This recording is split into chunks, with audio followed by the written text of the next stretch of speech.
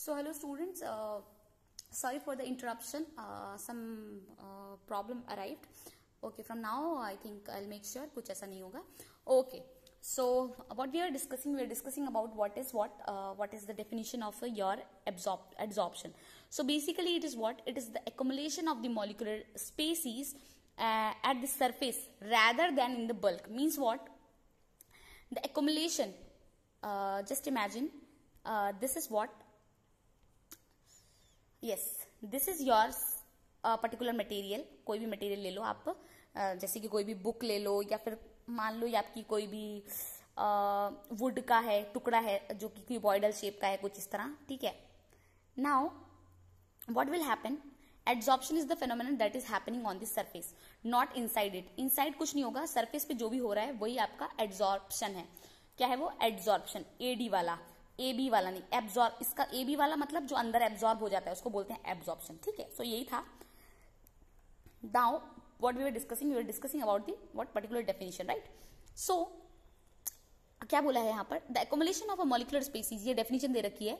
The accumulation of a molecular species at the surface rather than in the bulk of a solid or liquid. ये जो आपका adsorption है वो आपका दो चीजों पे हो सकता है, या तो सॉलिड पे हो सकता है या लिक्विड पे हो सकता है. तो ये चीज याद रखो, सॉलिड में होगा और आपका लिक्विड में भी होगा, दोनों में होता है आपका. ठीक है. सॉरी, सॉलिड में होगा और आपका क्या होगा? लिक्विड में भी होगा, लिक्विड में भी होगा. ठीक है. So this is the first video, that's why having some problem. Next time से ऐसा नहीं होगा, I will make sure. Okay. So solid में भी होगा आपका, और हम रेड कलर ले लेते हैं, एंड आपका लिक्विड में भी होगा एड्सॉर्प्शन. ये आपको याद रखना है. ठीक है. नाउ इसका एक एग्जांपल ले लेते हैं कि आपने क्या किया है. जस्ट इमेजिन, आप ले लो यहां पर जो भी एग्जांपल दे रखे हैं. इफ अ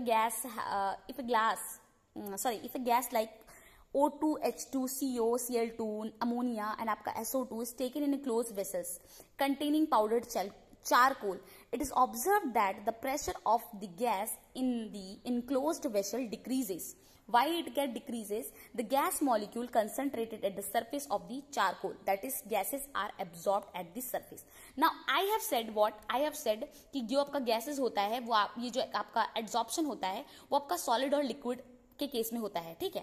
नाउ ये जो एग्जांपल यहाँ पे दे रखा है वो आपको क्या बता रहा है कि जो आपकी गैसेस हैं, सी गैसेस एब्जॉर्ब किस में हो रही है? चारकोल. चारकोल क्या है आपका? चारकोल आपका सॉलिड है. ठीक है. चारकोल आपका सॉलिड फॉर्म में भी हो सकता है, चारकोल आपका लिक्विड फॉर्म में भी हो सकता है. पर ये जो गैसेस इस पे एब्जॉर्ब हो रही हैं. ठीक है. Now I will tell you one thing that आपका जो प्रोसेस है, जैसे फॉर एग्जांपल, जैसे कि मैंने कहा ये वेसल है. ठीक है. इस वेसल में आपके बहुत सारे, जो भी मैंने अभी बताया, बहुत सारे H2, O2, N2, बहुत सारे गैसेस प्रेजेंट है, SO2. ठीक है. एंड इसमें आपने चारकोल पाउडर डाल दिया, या फिर मान लो चारकोल का लिक्विड सोल्यूशन बना के डाल दिया. एंड आप क्या देख रहे हो कि इसका जो प्रेशर हो रहा है, ठीक है, आफ्टर एडिंग दिस चारकोल, जो इस वेसल का प्रेशर है वो धीरे धीरे डिक्रीज हो रहा है. प्रेशर डिक्रीज हो रहा है मतलब वैक्यूम धीरे धीरे क्रिएट हो रहा है. वैक्यूम क्रिएट हो रहा है मतलब क्या हो रहा है कि जो आपका चारकोल है, चारकोल आपका या तो सॉलिड होगा या तो आपका लिक्विड होगा. वो आपका गैस तो होगा नहीं. तो डोंट गेट कंफ्यूज कि यहां पर तो आपका लिक्विड एब्जॉर्ब हो रहा है. ठीक है. तो आपने तो कह दिया कि एक्युमुलेशन, ये जो आपका एड्सॉर्प्शन का फेनोमेनन है वो आपका सिर्फ सॉलिड और लिक्विड के केस में होता है, क्योंकि जहां पर एड्सॉर्प्शन हो रहा है, जो सरफेस पे हो रहा है, वो चारकोल का सरफेस है. चारकोल या तो इधर आपका लिक्विड होगा या फिर आपका सॉलिड होगा, राइट? उससे ज्यादा तो कुछ होगा नहीं. सो जो गैसेस है वो इसमें एड्सॉर्ब हो रही हैं. तो नाउ आप एक चीज समझ गए होगे कि इसमें क्या होता है आपका जो सरफेस, जैसे कि आपका ये चारकोल था. ठीक है. चारकोल आपका मान लो जो है वो आपका बन जाएगा एड्सॉर्बेंट. क्या बोलोगे आप उसको? एड्सॉर्बेंट. एड्सॉर्बेंट. सो एड्सॉर्बेंट क्या होगा आपका? एड्सॉर्बेंट आपका वो सरफेस होगा जहां पर आपका जहां पर मॉलिक्यूल आके स्टिक कर रहे हैं. ठीक है.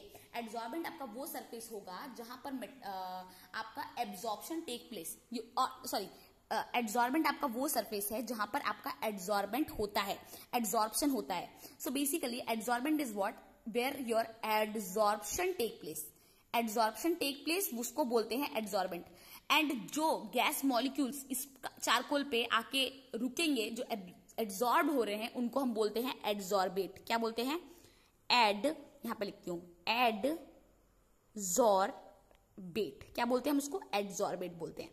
मीन्स आपका क्या हुआ जो सरफेस, जो चारकोल था जहां पर आपका एड्सॉर्प्शन हो रहा था उसको हम बोलते हैं एड्सॉर्बेंट। ठीक है, मैं एब्जॉर्प्शन नहीं बोल रही हूँ, मैं एड्सॉर्प्शन बोल रही हूँ। जहां पर आपका एड्सॉर्प्शन हो रहा था उसको हम बोलते हैं एड्सॉर्बेंट, एंड जो आपका एड्सॉर्प्शन कर रहा था, जो आके पार्टिकल्स पे बैठ रहे थे, उसको हम बोलते हैं एड्सॉर्बेंट। सो बेसिकली जो उसकी डेफिनेशन होगी एड्सॉर्बेंट की क्या होती है, the molecular species which concentrates or you can say accumulates at the surface is termed as your adsorbent, and the material or the surfaces of which the adsorption take place, the material and the surface over which the adsorption take place, that is what called as your you're called as adsorbent. Okay, जहां पर adsorption हो रहा है उसको adsorbent बोलते हैं, जहां पर जो एड्सॉर्प्शन कर रहा है उसको हम एड्सॉर्बेट बोलते हैं। ठीक है, आई थिंक ये क्लियर हो गया होगा।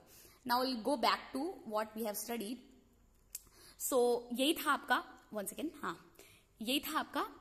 Now what I will do, I will erase this all things because this is what I'll clear. Okay, now because what we now we have to study. ठीक है, तो हम देखते हैं इसका एग्जाम्पल हमें एक ही हो गया। दूसरा भी एग्जाम्पल जो कि बहुत इजी एग्जाम्पल है, आप एक बार रीड करोगे आपको सब समझ में आ जाएगा।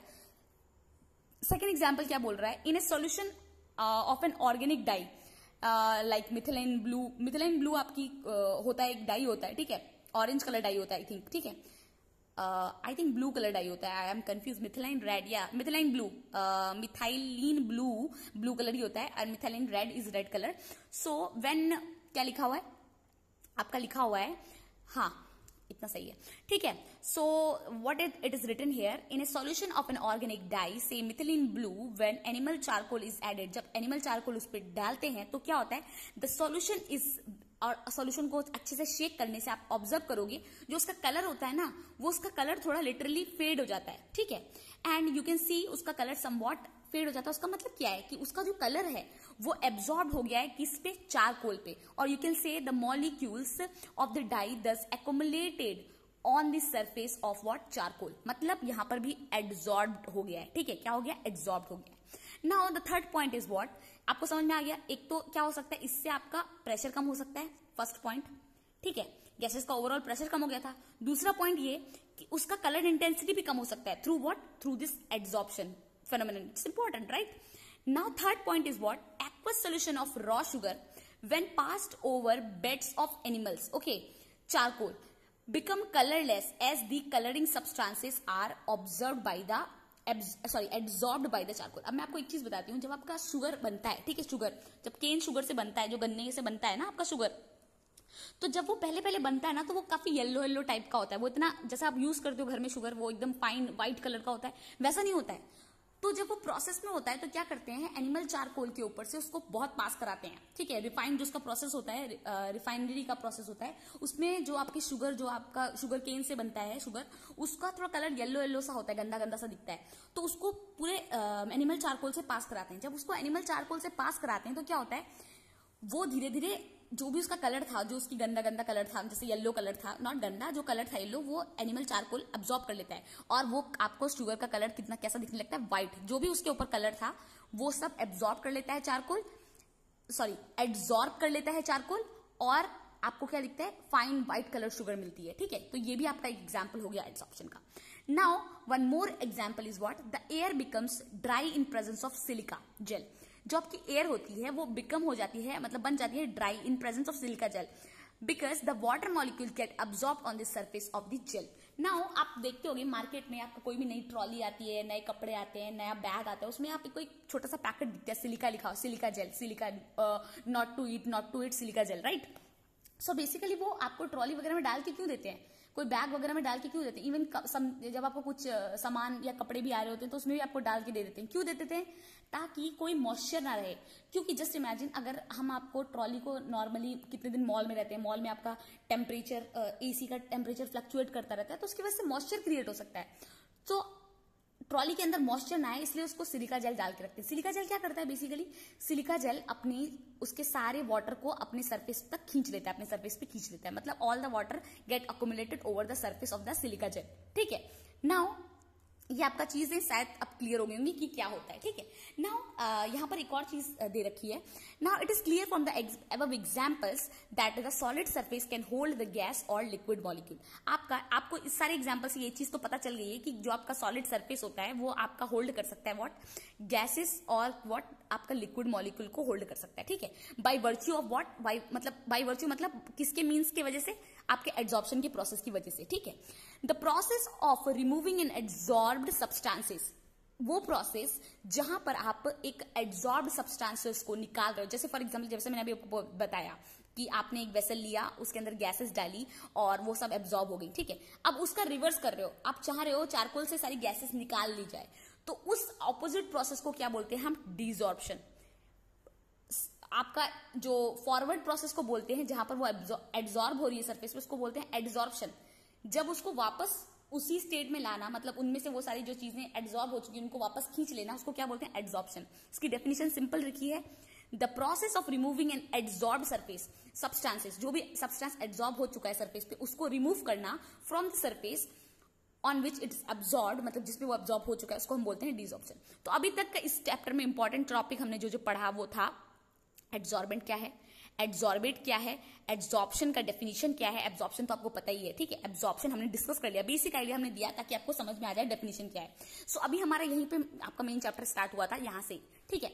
Now will study one more thing. यहाँ पर कुछ कुछ आपकी चीजें देख के रखी है, ठीक है, जो कि बेसिकली समवॉट आपका चौक को, मतलब कुछ एग्जांपल्स दे रखे हैं जो कि मैं आपको ऐसे ही बता देती हूँ कि जैसे आपको ऐसा बोल के रखा है कि जैसे फॉर एग्जांपल आपने एक सॉल्यूशन लिया रेड कलर का, उसमें आपने चौक को डिप किया, ठीक है, चौक को डिप किया और उसके बाद उसने निकाल दिया अपने चौक को, तो आप देखोगे कि उसके आउटर सरफेस जो है चौक का वो आपका रेड रेड बन जाएगा। जैसे ये फॉर एग्जांपल एक चौक है, ठीक है, आपने इसमें डिप किया और निकाल दिया तो आप देखोगे आउटर सरफेस आपका रेड रेड सा बन जाएगा, ठीक है, ये रेड रेड बन जाएगा, बट इसके अंदर व्हाइट ही रहेगा। क्या रहेगा, व्हाइट ही रहेगा।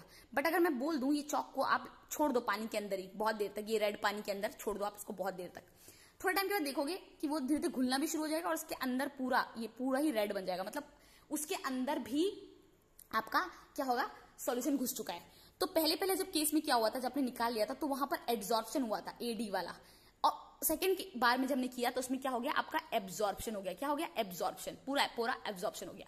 सो आप ऐसा नहीं बोल सकते कि एक पर्टिकुलर केस में आपका मतलब आपका एक पर्टिकुलर केस है तो आपका जैसे फॉर एग्जांपल एक सब्सटेंस उसमें सिर्फ एब्जॉर्प्शन ही होगा, मैं एब्जॉर्प्शन को एड्सॉर्ब और ये शन का TSN लगा दे रही हूं ऐसे, ठीक है।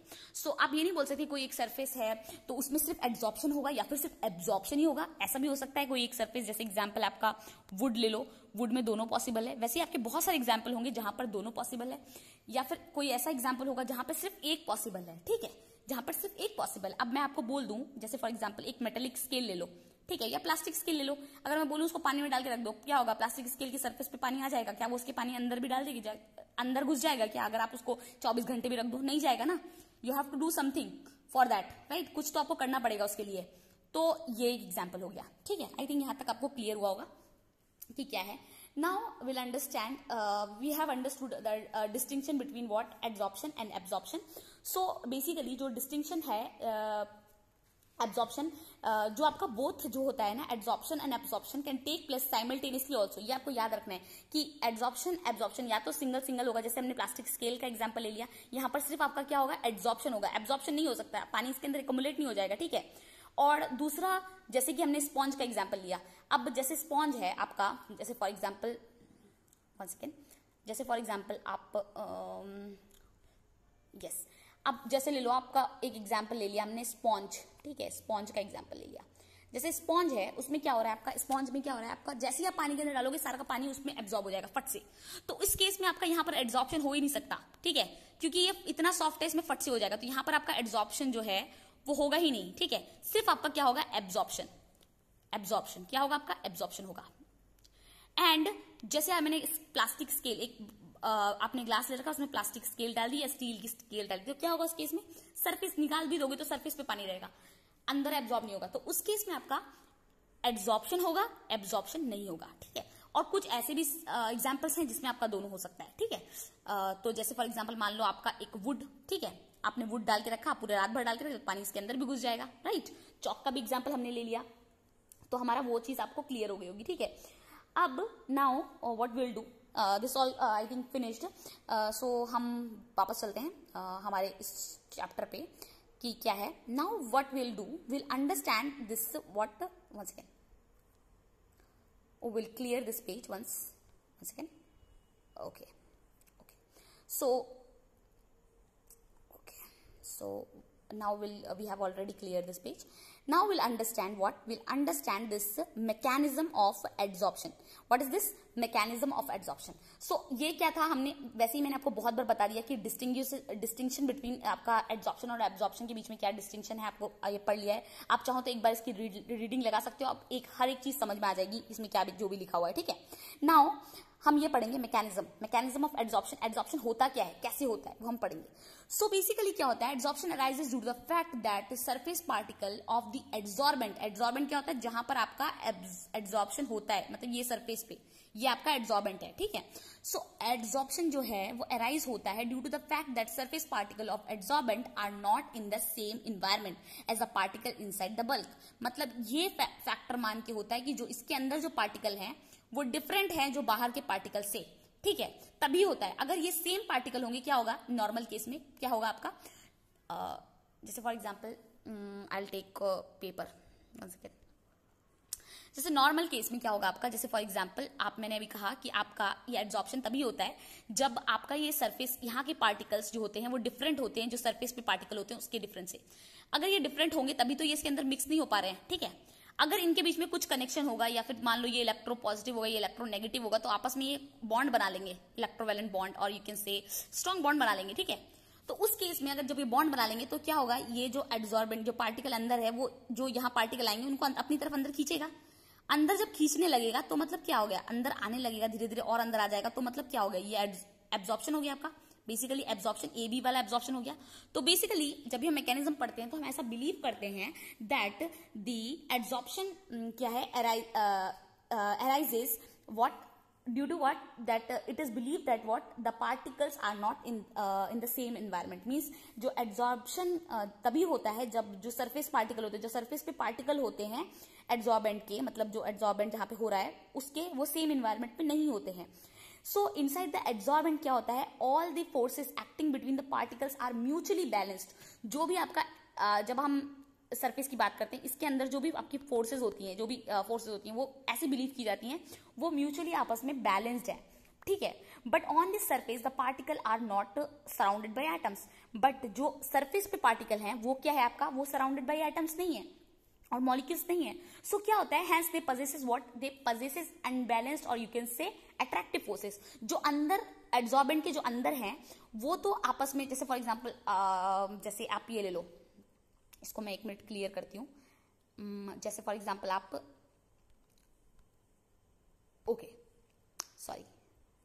जैसे आप ये ले लो, ठीक है।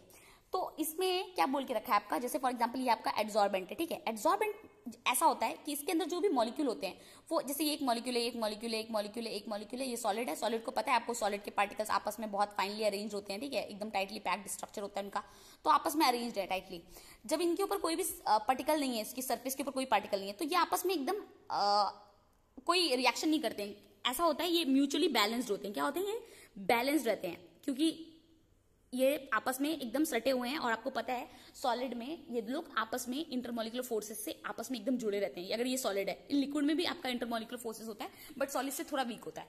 बट जैसे ही जो आपके ऊपर के पार्टिकल्स होते हैं, जो आपके सरफेस पे पार्टिकल होते हैं, वो सरफेस पे तो आ जाते हैं पर इनके ऊपर नीचे एकदम पर्टिकुलर एटम का और या फिर मॉलिक्यूल का अरेंजमेंट तो होता नहीं है, तो ये फ्री होते हैं, जिस वजह से ये क्या करते हैं, ये आपका अट्रैक्टिव फोर्सेस क्रिएट करते हैं। Now what happen, these forces of the adsorbent are responsible for attracting what the adsorbed particle। अब नाउ क्या होता है आपका, ये जो पार्टिकल इसके ऊपर हैं वो बिकॉज इनके ऊपर कोई पार्टिकल नहीं है, ये थोड़े अनबैलेंस्ड है, तो ये अट्रैक्शन पैदा करते हैं ये पार्टिकल्स। और आपके अंदर के पार्टिकल क्या होता है, ये जो कि आपके प्रॉपरली बैलेंस थे बिफोर अराइविंग ऑफ दिस, मतलब आपका ये जो पहले पार्टिकल्स, ऊपर वाले पार्टिकल्स जब आए नहीं थे तो ये पार्टिकल अपने आपके साइलेंट थे, कुछ रिएक्शन नहीं करते। वंस ये पार्टिकल इस पे स्ट्राइक करते हैं तो क्या होता है, धीरे धीरे ये अपनी तरफ खींचने लगते हैं, ठीक है, अपनी तरफ खींचने लगता है, अट्रैक्शन होने लगता है। Then what happened? The extent of adsorption increases with increase in the surface area per unit mass of the adsorbent at a given temperature and pressure.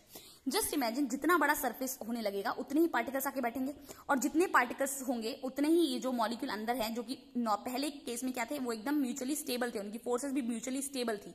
But धीरे धीरे जब पार्टिकल्स आके बैठने लगेंगे तो पार्टिकल्स जो हैं उनके ऊपर कुछ भी नहीं है, तो वो फ्रीली हैं, जिसकी वजह से वो अट्रैक्शन पैदा कर रहे हैं. और वो अट्रैक्शन किसके बीच में क्रिएट करने लगेंगे? ये पार्टिकल और अंदर के पार्टिकल के बीच में. ठीक है. इसी तरह से क्या होता है आपका जब हम बोल सकते हैं, जैसे हम इसको हीट देना स्टार्ट कर देंगे. जस्ट इमेजिन, आप एक और चीज कंसिडर करो, ये आपको एक चीज समझ में आई होगी. अब आप एक चीज और समझो कि फॉर एग्जाम्पल दिस इज, आप ये पार्टिकल है आपके सॉलिड के, ठीक है, आपके पार्टिकल का अरेंजमेंट ऐसा है. अगर आप हीट ज्यादा दोगे तो क्या होगा? आप इसको हीट देने लगे हो तो पार्टिकल धीरे धीरे आपस में थोड़े दूर दूर होने लगेंगे, राइट. अब आप आयरन का एग्जांपल ले लो. नॉर्मल आयरन रॉड आपके पास है, ठीक है, आयरन रॉड है, आप उसको, बहुत हार्ड है आयरन रॉड, ठीक है, आप उससे मतलब कुछ भी कर सकते हो, कुछ ठोकना है तो ठोक पीट सकते हो, ठीक है.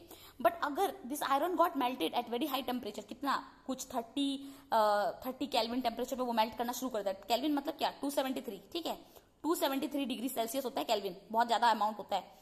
सो ये धीरे धीरे, जैसे टेम्परेचर दे रहे हो तो धीरे धीरे ये दूर होने लग रहा है. सो जब टेम्परेचर दे रहे हो तो धीरे धीरे ये दूर होने लग रहा है. इसका मतलब क्या हो रहा है? इसका मतलब ये हो रहा है कि जितना ये दूर होगा और सरफेस पे पार्टिकल आएंगे, तो वंस ये दूर आपस में हो ही चुके हैं, इनके बीच का जो इंटरमोलिकुलर फोर्सेस है, जो इनको बांध के रखा था पास में, वो भी वीक हो गया है. तो ये जब थोड़े वीक हो जाएंगे, इनके अंदर आपस में जब वीक हो जाएंगे, तो ये यहाँ के पार्टिकल्स को अट्रैक्ट करेंगे. They will have a strong attraction, और ये ज्यादा से ज्यादा इसको अपनी तरफ खींचेंगे. इसका मतलब ये हुआ, जैसे अगर टेम्परेचर बढ़ाओगे तो आपका सरफेस पे एड्सॉर्प्शन भी बढ़ेगा, मतलब एड्सॉर्प्शन आपका बढ़ेगा, टेम्परेचर बढ़ेगा, तो यही हुआ इसका मतलब, राइट. एड्सॉर्प्शन प्रोपोर्शनल हो गया आपके टेम्परेचर से. ठीक है. नाउ दूसरी चीज ऑल्सो, एक और चीज है जो कि एंट्रोपी है, जो कि अगर मैं आज इसी लेक्चर में बताने लगूंगी तो आप शायद कंफ्यूज हो जाओगे. ठीक है. So today will stop it here. आपको शायद समझ में आया होगा. एनसीईआरटी की बुक आप रीड करना शुरू कर दो, और मैं बताती हूँ पेज नंबर. आप अगर आप सेम मेरी जैसी एनसीईआरटी यूज कर रहे हो तो देख लो इसमें पेज नंबर हम कहाँ तक पढ़ रहे हैं. हमने पढ़ा है मैकेनिज्म, ठीक है, मैकेनिज्म तक. आप मैकेनिज्म तक की रीडिंग लगा लो, ठीक है. And we can have one interactive class also, जिसमें हम आपके डाउट सब क्लियर करेंगे. ठीक है. तो मैकेनिज्म ऑफ एड्सॉर्प्शन तक आप एक बार रीडिंग लगा लो. और ये चैप्टर पूरा थ्योरेटिकल है, इसमें कुछ न्यूमेरिकल नहीं है. That's why I am making this kind of video, so that we have to take care of NCERT. और मैं एनसीईआरटी तो पूरी लिख नहीं सकती ना, तो इसलिए हम एनसीईआरटी के एक पॉइंट को डिस्कस करेंगे, जो भी पॉइंट आपको एकदम याद हो जाएंगे. ठीक है. Don't worry for that. Okay. So student, this is for today's class. Thank you.